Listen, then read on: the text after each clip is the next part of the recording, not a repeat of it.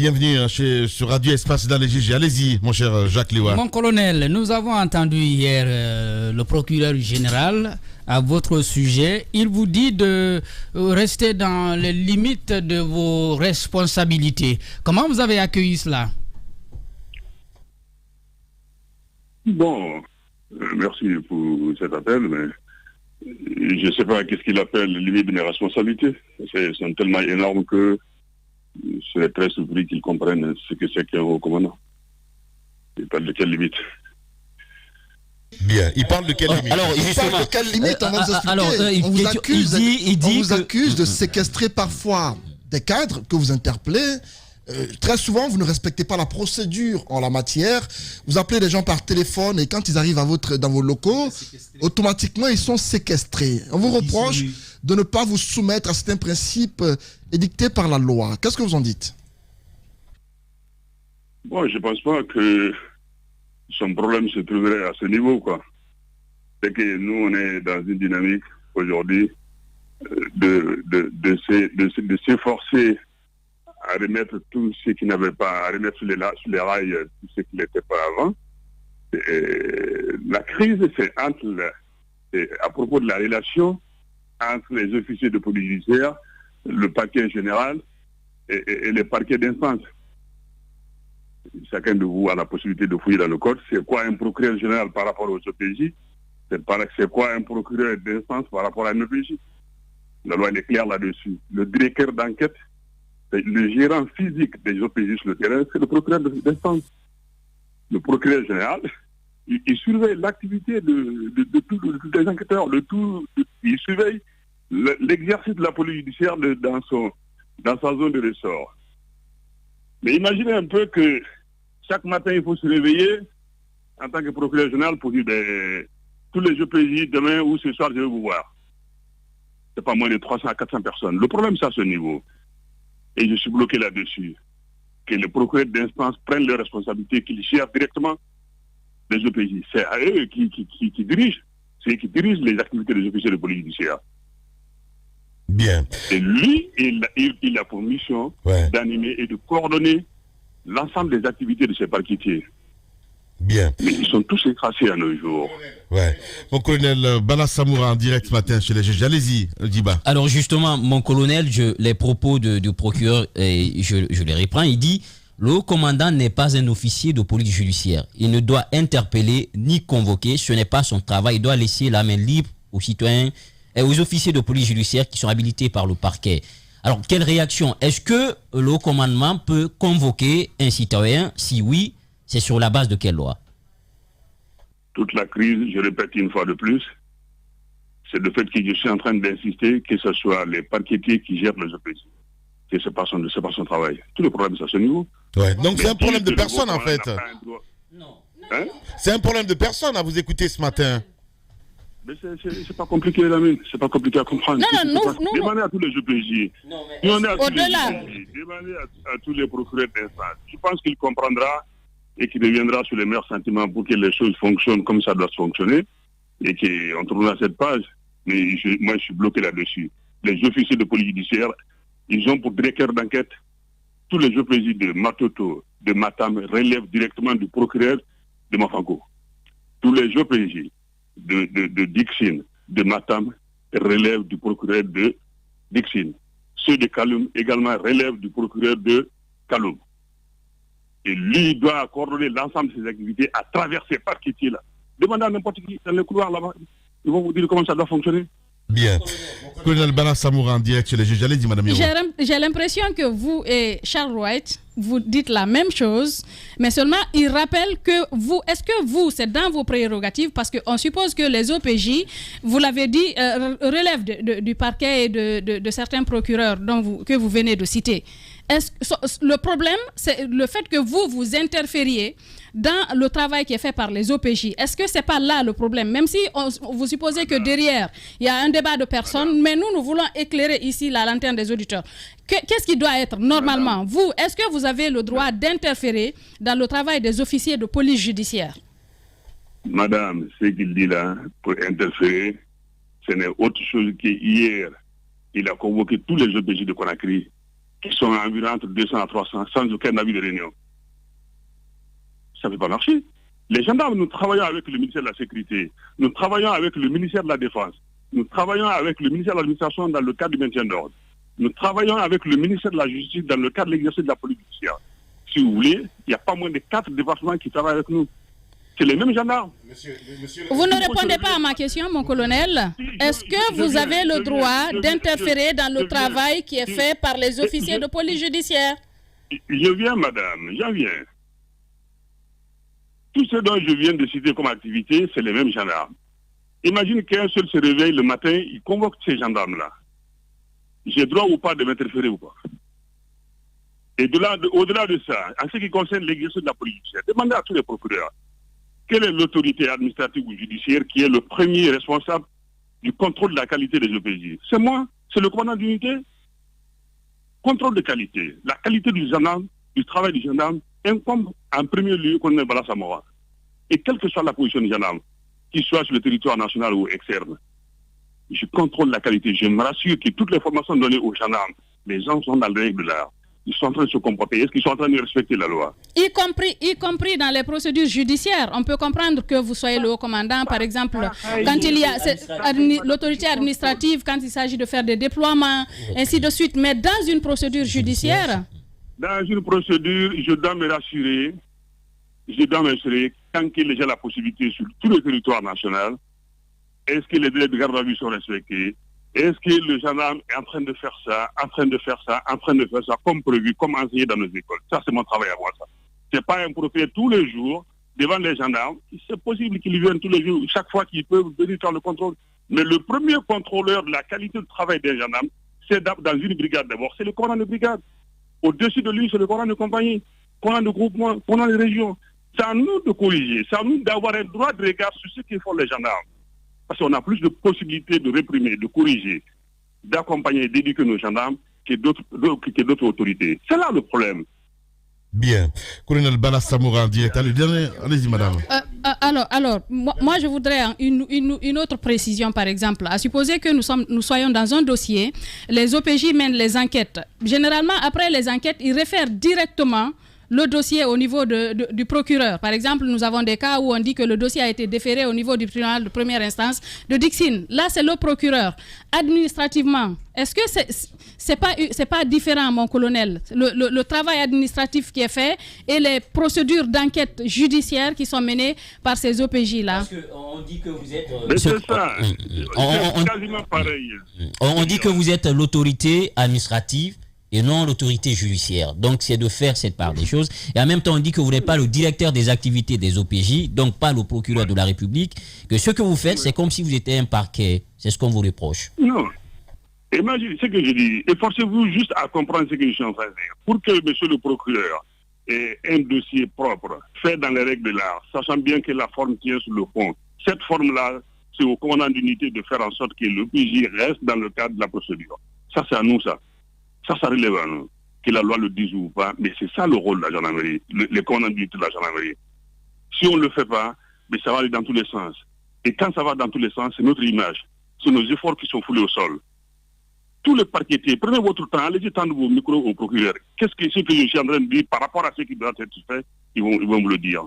Bien. Le premier contrôleur, le contrôleur interne de l'activité des officiers de police, c'est bien sûr le commandant de sécurité. Voilà, allez-y, madame. Qu'en est-il de la convocation de citoyens au haut commandement de la gendarmerie nationale? On voudrait être éclairé là-dessus. Bon, vous viendrez un jour me visiter pour voir les difficultés dont on est confronté aujourd'hui en termes d'infrastructure. Tout est en rénovation ici. Donc, ça veut dire que tout simplement... Moi, ce qu'ils disent là, c'est trop banal. J'ai vraiment pas envie de me retrouver tous les jours. Je suis en train de me justifier. Moi, mon temps ne me permet pas de m'asseoir devant un citoyen. Comment tu t'appelles? C'est quoi qu'on t'a fait? C'est quoi ton... Faire une audition? Mais ça va être la folie. C'est pas possible. Mais une personnalité qui vient, qui doit se faire entendre par les officiers de police judiciaire, c'est mon rôle, madame, de mettre cette personnalité en confiance par rapport au travail qu'il doit faire. Moi, je fais du monitoring. Je suis obligé aujourd'hui d'aller... Je m'en fous, d'une part, vous le verrez, les gens me voient en poussière en bas, Arabala avec son galon, son titre, il est à gauche à droite. Non. Mon galon sans mon activité, sans un bon travail, sans un travail qui soit fait dans les règles de l'art, mon galon, moi je dis, il n'a pas de valeur. C'est pour cela que je serai partout où je peux porter de la qualité de travail à mes gendarmes, où je peux les conseiller, où je peux les guider, où je peux même faire de l'exemple pour qu'ils le sachent. Je prendrais, pour quelle folie, je prendrais un bic, m'asseoir à un citoyen, de l'auditionner. Je n'ai pas ce temps, madame. Mais si un gendarme doit passer l'audition d'une haute personnalité qui est déjà dans un autre monde, qui pense qu'on est en train de faire ceci, comment de faire cela, parce qu'ils ont affaire à des militaires, je me fais ce petit devoir de recevoir le citoyen ou cette personnalité dans mon bureau, lui dire clairement de quoi s'agit-il, lui mettre en confiance que tout se passera bien. Demandez au frère Khalil, qui est passé ici, s'il a été une fois insulté, s'il a été privé de ceci, s'il a il a fait l'objet d'un manquement. Appelez-le, mettez-moi en contact avec lui. Voilà. Colonel Bala Samoura, en direct ce matin, il brise le silence évidemment chez les juges. Justement, alors sur le cas Lilou, puisqu'on allait vous poser la question, est-ce que ça relève de vous d'appeler un homme comme Lilou, déjà à des heures indues, vous l'appelez, vous le convoquez, est-ce que ça relève de votre compétence? Exactement. Parce qu'il a passé sa garde à vue exactement. Je ne sais pas, qu'est-ce que vous appelez relève de vous? Vous parlez à un gendarme, relève de lui. Ce que je suis en train de vous dire, c'est aussi clair. Lilou n'est pas n'importe qui. Moi, j'appelle. Moi, je suis connu avec tout le monde. Je suis quasiment en bonne relation avec tout le monde. Je fais quoi? Mon frère, vous êtes intéressé de tel dossier. Est-ce que ça vous convient de venir échanger avec les gendarmes? Oui. À quel jour? Même maintenant, vous voulez, je viens, j'ai pas de problème. Le gars vient, on lui présente la situation, il va se voir avec les enquêteurs, il donne sa version des faits. Parce que la loi voudrait que quand tu convoques quelqu'un, il faudra mettre le motif de la convocation dedans. 80% des cas de Guinéens se voient choqués quand tu mets dedans, on vous appelle pour complicité de viol, on vous appelle pour complicité de détournement, ou pour complicité d'abus de confiance, ou pour abus de confiance. C'est là, le jour où j'adresserai une convocation à vous là-bas, pour vous dire que vous êtes complice de viol, mais vous allez voir ce qui va se passer. Colonel Bala Samoura, en direct, allez-y, Ahmed Kourma. Mon colonel, personne, enfin ici sur le plateau, je pense pas qu'on vous enlève le droit de convoquer un citoyen. Mais la question est-ce que les droits, justement, puisque vous parlez de Lilou, est-ce que les droits de Lilou dans l'enceinte Ibrahima Khalil Kaba dans l'enceinte de la gendarmerie que vous commandez ont été respectés? À savoir, attendez mon colonel, donnez-moi 2 secondes, je finis ma question. Je finis ma question. Non, laissez-moi finir. Je sais que vous avez compris, mais laissez-moi finir ma question, s'il vous plaît. Est-ce que les droits du citoyen Khalil Kamara ont été respectés? Khalil Kaba, pardon, ont été respectés. A-t-il eu accès à son avocat? Sa femme sa famille a-t-il pu le visiter? C'est ça la question qu'on vous pose. Quel que soit l'officier de police judiciaire aujourd'hui, je ne parle pas d'autres officiers de police judiciaire, mais au niveau de la gendarmerie, c'est le B.A.B.A.R. Les derniers sortants de l'école, des officiers de police judiciaire, ils le savent, un citoyen est devant eux. S'il est question de déclencher une enquête contre eux, c'est la première chose qu'on décline. Avez-vous besoin de votre avocat? Donc vous êtes en train, mon colonel, vous êtes en train de nous dire ce matin que monsieur le ministre Khalil a eu droit à la visite de son avocat et qu'il a pu voir sa famille pendant la garde à vue. Avoir la visite physiquement et ne pas avoir la volonté de la voir, il ne faut pas confondre les deux, Ahmed. Qu'est-ce que vous appelez avoir la volonté de la voir ou pas? Moi je comprends pas, je suis un peu perdu là. Parce que son avocat est... Non, c'est pas compliqué. Nous, on se fait l'obligation de décliner, parce que la plupart des citoyens ne savent pas tout cela. On se fait l'obligation de décliner dès qu'on a en face un citoyen. Monsieur, est-ce que vous avez besoin de ça parce que vous avez droit? Est-ce que vous avez besoin de ça parce que vous avez droit? Est-ce que... Ça, c'est le B.A.B.A.R. C'est la rentrée en matière, ça. Le colonel... Ouais. Colonel Bala Samoura en direct, allez-y Ahmed. Excusez-moi mon colonel, je suis désolé, je comprends que vous me dites que c'est le béaba, je comprends tout ça, effectivement tout gendarme sorti d'une école sait que la question précise mon colonel à laquelle vous ne répondez pas, c'est parce que nous on a eu l'avocat du ministre à l'antenne, je suis désolé on l'a eu, il nous a précisé qu'il n'avait pas accès à son client et nous avons été choqués. Donc la question que je vous pose ce matin elle est claire, est-ce que Khalil pendant sa garde à vue a eu accès à son avocat? C'est simple mon colonel. Je ne peux pas vous dire clairement le nom de l'avocat de Khalil, mais un avocat m'a appelé quand j'étais en dehors de mon service, qui voulait me parler à propos de Khalil. Moi, j'étais à un rassemblement. Je lui ai dit, il n'y a pas de problème, rappelez-moi dans 10 minutes. Cet avocat, il ne m'a plus rappelé. Je n'ai pas pris son nom, mais peut-être il m'entend. Il m'a appelé une seule fois, il m'a parlé de Khalil. Il dit qu'il veut me parler à propos du ministre Khalil. Je lui ai dit, il n'y a pas de problème. Je suis à un rassemblement, appelez-moi dans 5 ou 10 minutes. Depuis lors, on m'a plus appelé. Voilà, c'est aussi ce que allez-y. Nous, on est gênés, une fois de plus, Ahmed, on est gênés de se retrouver face à un citoyen en audition sérieuse qui ne soit pas assisté d'un avocat. On est gênés. Maintenant, c'est pas possible. Voilà. D'accord. Mettons la barre à terre. Aujourd'hui, c'est là mon rôle. C'est là mon rôle aujourd'hui. Qu'un citoyen qui soit interpellé à la gendarmerie, on va lui notifier dans un premier temps tous ses droits. Voilà, d'accord. Non, j'ai pas besoin de mon parent. Allez-y, Thomas. Alors, colonel, au début, Djiba posait une question qui me semble incarner le nœud de toute cette discussion.